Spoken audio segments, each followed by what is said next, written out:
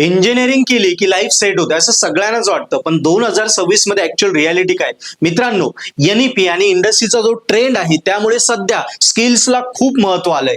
लक्षात ठेवा, आपल्याकडे चांगले चांगले जर स्किल्स असतील आणि त्याच्यासोबत जर चांगले मार्क असेल ना, तर इंजिनिअरिंगचं पुढचं फ्युचर मग तुमचं आहे. आता जनरली चुका मुलांकडनं काय होता, काही मुलं फक्त अभ्यासावर जातात, स्किल्सवर कमी पडतात, काही जण फक्त स्किल्सवर जातात, अभ्यासावर कमी पडतात. जेव्हा दोघी गोष्टी आपण समांतर चालू ना, तुम्हाला कोणीच रोखू शकत नाही. आता जनरली सगळ्यांना वाटतं यार माझे एक्सपेक्टेशन असं, मी या कॉलेजला ऍडमिशन घेतोय सो माझं पॅकेज चांगलं आलं पाहिजे, मला लॅविश लाईफ आली पाहिजे. मित्रांनो, सगळं होईल, पण याच्यासोबत पण अजून एक ट्रेंड सध्या वाढतोय, तो म्हणजे या कॉम्पिटिशनचा.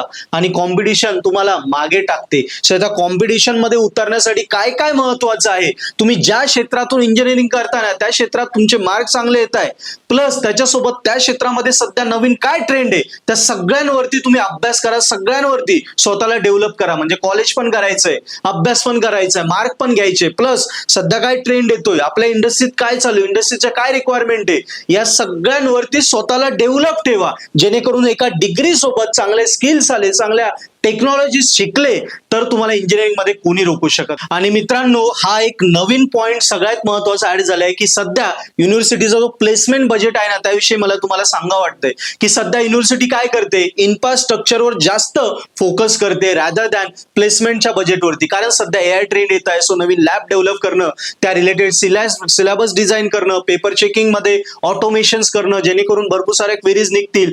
जे काही नवीन सध्या इंडस्ट्री ट्रेंड येत आहे त्यानुसार डेव्हलपमेंट कॉलेजेसमध्ये करणं, लॅब सेटअप करणं, या सगळ्यांवरती इन्फ्रास्ट्रक्चरवर आणि त्या ट्रेंडवर युनिव्हर्सिटीचा फोकस असल्यामुळे प्लेसमेंटच्या बजेटवरती थोडा बजेट कमी जातोय. आणि मित्रांनो, याचा लॉस आपल्याला होणार आहे. असं मी म्हणत नाहीये का युनिव्हर्सिटी त्याच्यावर काम करत नाही, काम करते, पण आपल्याला जास्त आता स्वतःला फोकस करायचा आहे, स्वतःला त्या प्लेसमेंट रिलेटेड स्वतःला तयार करणं. म्हणजे 100% कॉलेज युनिव्हर्सिटीवर डिपेंड न राहता स्वतःतल्या स्किल शिका, कॉम्पिटिशन मध्ये स्वतःला डेव्हलप करा. नवीन ट्रेंड नुसार जेवढं तुम्हाला स्वतःला डेव्हलप करता येईल, जॉब साठी अप्लाय करता येईल, वेगवेगळ्या गोष्टींना आपले कॉन्टॅक्ट शोधता येईल, स्वतःचं नेटवर्क बिल्ड करता येईल, याच्यावर आपल्याला जास्त फोकस करायचा आहे रादर दॅन युनिव्हर्सिटी आणि कॉलेजवर जास्त डिपेंड राहणं. कारण ते पण त्यांच्या पद्धतीने 100% काम करताय, चांगल्या कंपन्यांना चांगलं प्लेसमेंट देणं.